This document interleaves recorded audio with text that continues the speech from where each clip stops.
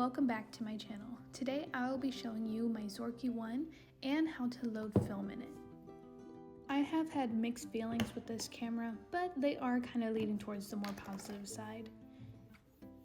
This Zorki has two viewfinders. The left one is the purple and yellow system that helps you focus, and the right one is the actual viewfinder, but you can't find the focus in the right one. Take notice of the knob on the far left side.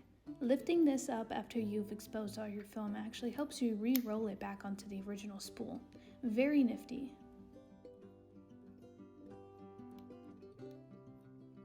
This knob forwards the film, and underneath you have an actual frame count that you can move and adjust as you wish. This is the shutter release. And this locks the gears so you can forward the film. Now this lever needs to be unlocked when you're loading and unlocked when you're rewinding the film onto the original spool, but must be locked in order to forward it. Now this is the shutter speed. So as you can see, I had to lock the gears in place, forward the film, and once it's ready all the way forward, that's when you can actually change the shutter speed. We're going to take the lens off now so you can see the inside of the camera.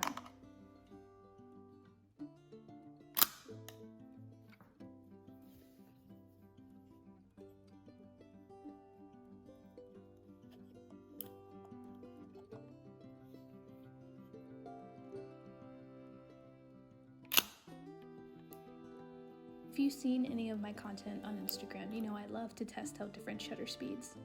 So today I kind of want to see how well the 500 speed is.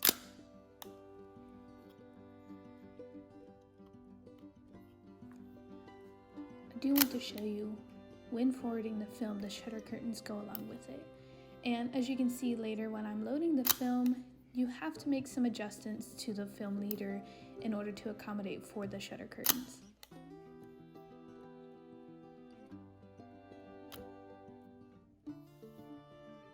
The Zorki is a bottom loader, so I have to do everything upside down.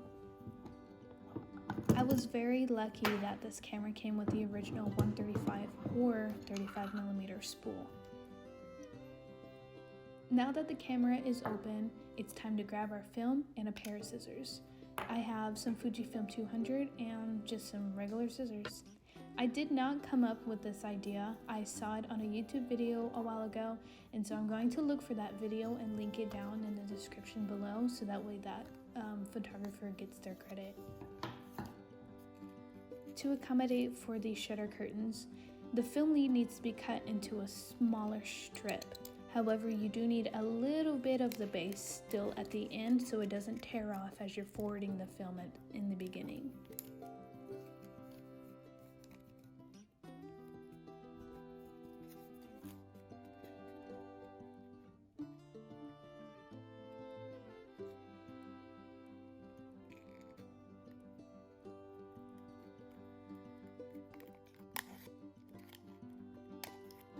As you're attaching the film to the spool receiver, keep in mind the direction of the film is facing, as you don't want to accidentally put it in backwards or upside down and then waste more of your time.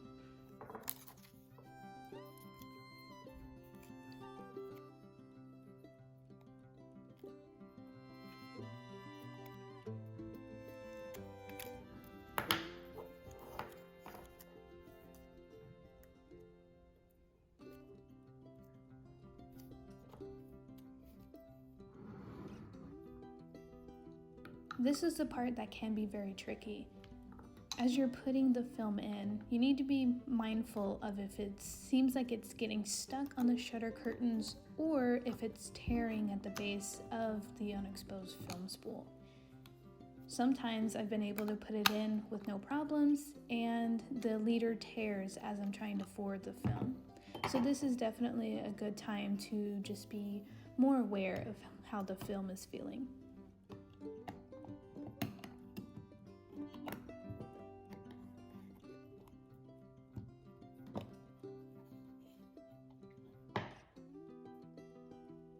Now that the film is loaded, we need to start forwarding it.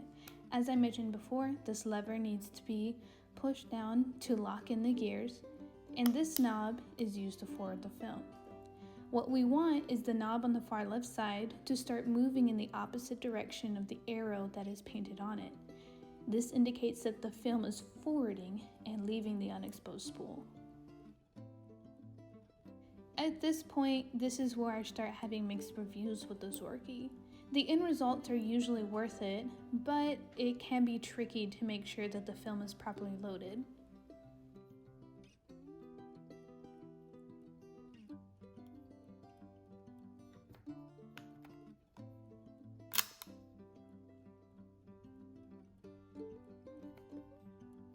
Now, from that YouTube video that I mentioned before, the photographer stated that you should do at least 2 full frames with both knobs turning before you start taking pictures.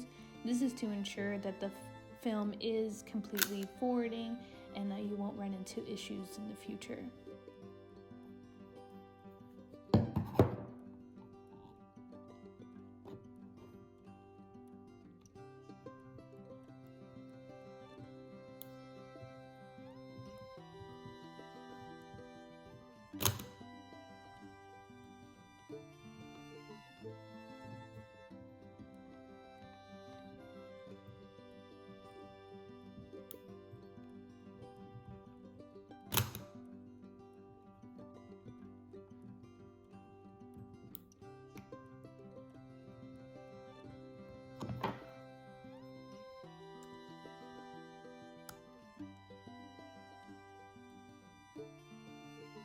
Congratulations, you have now loaded your Zorki.